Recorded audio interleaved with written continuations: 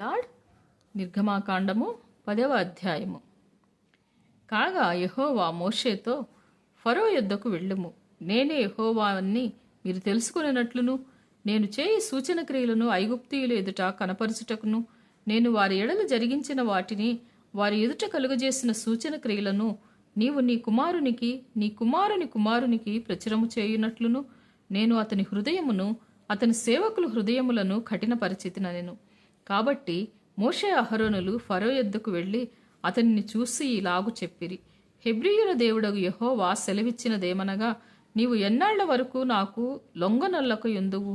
నన్ను సేవించుటకు నా జనులను పోనిమ్ము. నీవు నా జనులను పోనీయనొల్లని ఎడల, ఇదిగో రేపు నేను మిడతలను నీ ప్రాంతములలోనికి రప్పించెదను. ఎవడును నేలను చూడలేనంతగా అవి దాన్ని కప్పును. తప్పించుకొనిన శేషమును అనగా వడగండ్ల దెబ్బను తప్పించుకొని మిగిలిన దానిని అవి తినివేయును. పొలములో మొలిచిన ప్రతి చెట్టును తినును. మరియు అవి నీ ఇండ్లలోను నీ సేవకులందరి ఇండ్లలోను ఐగుప్తీయులందరి ఇండ్లలోనూ నిండిపోవును. నీ పితరులు గాని నీ పితామహులు గాని ఈ దేశములో నుండిన నాటి నుండి నేటి వరకు అట్టి వాటిని చూడలేదని చెప్పి ఫరో ఎదుట నుండి బయలువెళ్ళెను. అప్పుడు ఫరో సేవకులు అతన్ని చూసి, ఎన్నాళ్ల వరకు వీడు మనకు ఉరిగా నుండును? తమ దేవుడైన యెహోవాను సేవించుటకు ఈ మనుష్యులను పోనిమ్ము. ఐగుప్తు దేశము నశించినదని నీకింకనూ తెలియదా అనిరి. మోషే అహరోనులు ఫరో యొద్దకు మరలా రప్పింపబడగా అతడు, మీరు వెళ్ళి మీ దేవుడైన యెహోవాను సేవించుడి. అందుకు ఎవరెవరు వెళ్ళుదురని వారిని అడిగెను.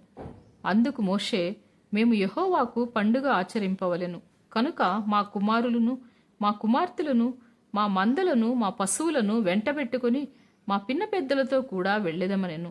అందుకతడు, యెహోవా మీకు తోడైయుండునా? నేను మిమ్మును మీ పిల్లలను పోనిచ్చెదనా? ఇదిగో మీరు దురాలోచన గలవారు. పురుషులైన మీరు మాత్రము వెళ్ళి యెహోవాను సేవించుడి. మీరు కోరినది అదే గదా అని వారితో అనగా ఫరో సముఖము నుండి వారు వెళ్ళగొట్టబడిరి. అప్పుడు యెహోవా మోషేతో, మిడతలు వచ్చినట్లు ఐగుప్తు దేశము మీద నీ చెయ్యి చాపుము. అవి ఐగుప్తు దేశము మీదికి వచ్చి ఈ దేశపు పైరులన్నింటినీ అనగా వడగండ్లు పాడు చేయని వాటన్నింటినీ తినివేయనని చెప్పెను. మోషే ఐగుప్తు దేశము మీద తన కర్రను చాపగా యెహోవా ఆ పగలంతయు ఆ రాత్రంతయు ఆ దేశము మీద తూర్పుగాలిని విసరజేసెను. ఉదయమందు ఆ తూర్పుగాలికి మిడతలు వచ్చెను. ఆ మిడతలు ఐగుప్తు దేశం అంతటి మీదికి వచ్చి ఐగుప్తు సమస్త ప్రాంతములలో నిలిచెను. అవి మిక్కిలి బాధాకరమైనవి. అంతకు మునుపు అట్టి మిడతలు ఎప్పుడునూ ఉండలేదు. తరువాత అట్టివి ఉండబోవు. అవి నేలంతయు కప్పెను. ఆ దేశమున చీకటి కమ్మెను. ఆ దేశపు కూరగాయలన్నింటినీ ఆ వడగండ్లు పాడు చేయని వృక్షఫలములన్నింటినీ అవి తినివేసెను. ఐగుప్తు దేశం అంతటా చెట్లే గాని పొలములు కూరయే గాని పచ్చనిదేదియు మిగిలి ఉండలేదు. కాబట్టి ఫరో మోషే అహరోనులను త్వరగా పిలిపించి, నేను మీ దేవుడైన యెహోవా ఎడలను మీ ఎడలను పాపము చేసితిని. మీరు దయచేసి ఈసారి మాత్రమే నా పాపము క్షమించి నా మీద నుండి ఈ చావు మాత్రము తొలగించుమని మీ దేవుడైన యెహోవాను వేడుకొనుడనగా అతడు ఫరో యొద్ద నుండి బయలువెళ్ళి యెహోవాను వేడుకొనెను.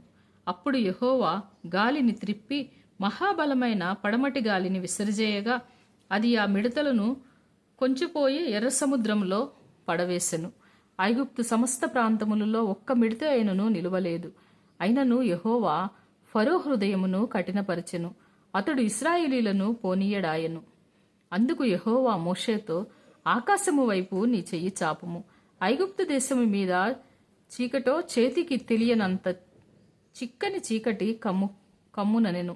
మోషే ఆకాశము వైపు తన చెయ్యి ఎత్తినప్పుడు ఐగుప్తు దేశం అంతయు 3 దినములు గాఢాంధకారమాయెను. 3 దినములు ఒకనినొకడు కనుగొనలేదు.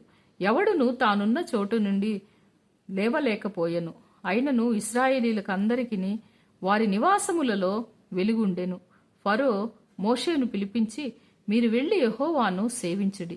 మీ మందలు మీ పశువులు మాత్రమే ఇక్కడ ఉండవలెను. మీ బిడ్డలు మీతో వెళ్ళవచ్చుననగా మోషే, మేము మా దేవుడైన యెహోవాకు అర్పింపవలసిన బలుల నిమిత్తమును హోమార్పణల నిమిత్తమును నీవు మాకు పశువులనియ్యవలెను. మా పశువులను మాతో కూడా రావలెను. ఒక డెక్కయైనను విడువబడదు. మా దేవుడైన యెహోవాను సేవించుటకు వాటిలో నుండి తీసుకొనవలెను. మేము దేనితో యెహోవాను సేవింపవలెనో అక్కడ చేరక మునుపు మాకు తెలియదనెను. అయితే యెహోవా ఫరో హృదయమును కఠినపరచగా అతడు వారిని పోనీయనొల్లకయుండెను.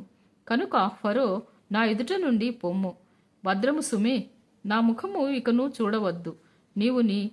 నీవు నా ముఖమును చూచు దినమున మరణమవుదు అని అతనితో చెప్పెను. అందుకు మోషే, నీవన్నది సరే, నేనికను నీ ముఖము చూడననెను. May God bless you.